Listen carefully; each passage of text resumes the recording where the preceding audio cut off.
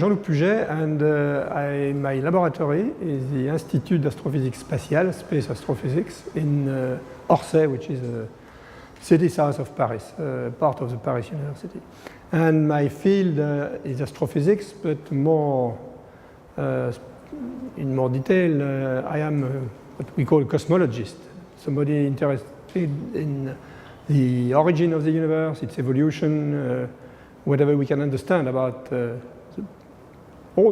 whole universe. The whole universe, as always, is one of these questions of origins, like humanity has been asking itself for a very long time. What is the origin of the Earth? What is the origin of the solar system? What is the origin of life? And all these questions were treated by philosophers, by religions, and they became, at various times, to some extent, the scientific questions. Question about the origin of the universe and the study of the whole universe is difficult because when we had gravity from Newton, nobody knew how to do anything with gravity and a universe which was either very big or even infinite, because gravity becomes infinite and we don't know what to do with that. So it was not a scientific topic until the beginning of the 20th century, in fact, when Einstein did relativity and general relativity. In any case, we are now in a blooming time for cosmology, and especially space cosmology. And the reason for that is that we discovered that the universe is in expansion. That was very early 20th century. But in the middle of the 20th century, in fact in 1949, physicists made a very bold prediction compared to what we knew, something which was a huge extrapolation from what was known.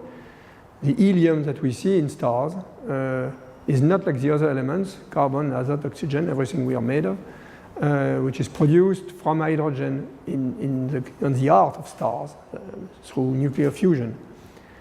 There is not enough helium produced in stars to explain the 25% of helium that was seen everywhere.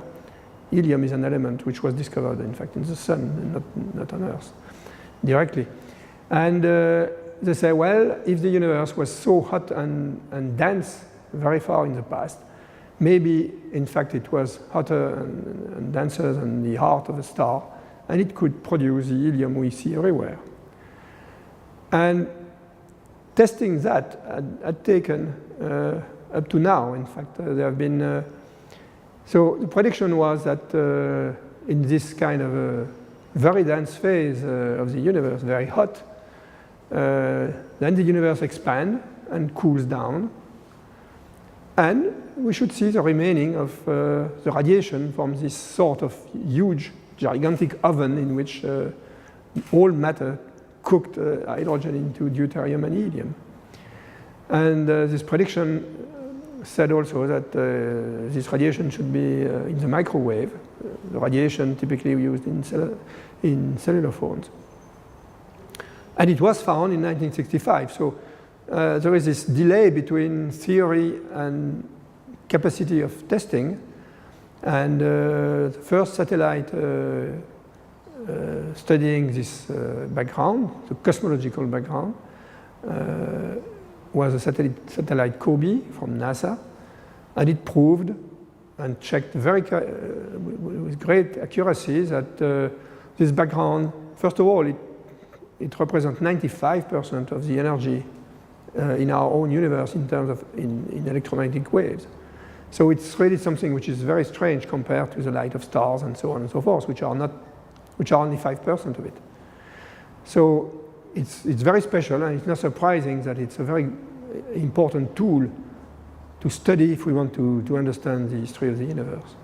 So after the satellite COBE, there was another satellite, US also, WMAP, which looked at in detail at the fluctuations, the ripples on this background, which is very uniform, but which has ripples, and we believe that these ripples developed under gravity and created all the structure we see, the galaxies, the clusters of galaxies, and so on. And the satellite I was in charge of the main instrument for Planck, which was the result of Planck I was describing in this conference here, are studying now using, in fact, this radiation to try to understand how the Big Bang started. The Big Bang is a theory which says the universe is an expansion, and of course there is a point where it's infinitely dense and infinitely hot. Physicists are not very happy with quantities which are not finite. And so there is a physics which started that before it got to infinity. And that's what we are trying to study. And the idea that all these structures were born from an extremely rapid expansion at the very beginning called inflation. There is a number of predictions that we have been starting to test. In fact, there are 3 of them, and 2 had been verified. And there is a third one, which is that there is also gravity waves. Waves, like waves at the surface of water, but which will be waves in gravity. And gravity, we know, is very connected to space-time. So it's, in fact, it's wave in space-time, which is difficult to imagine. But there should be eventually waves of this type, which were generated very early in the universe and have imprinted something on this background. So that's the part we are looking for, and we have not found at this third. And the interesting part is that there are other experiments now being done at South Pole from the ice at South Pole, and looking at this radiation and trying to detect this this effect, these gravity waves. And initially, a few months ago, the people in charge of this experiment thought that they had found these waves, and they measured really waves of the right type. But when you look at the cosmological background, you also see the emission from the Milky Way and of the gas in the Milky Way, and the gas and dust, because there is dust also in the interstellar gas. And these small particles are oriented themselves in the magnetic field, and so they could mimic the signal we are looking for, which is a cosmological signal. And what I was saying here is that we are sure now that at least a significant fraction of the signal is due to the dust orienting itself in the magnetic field. And maybe, and that would not be a very good news for cosmologists, but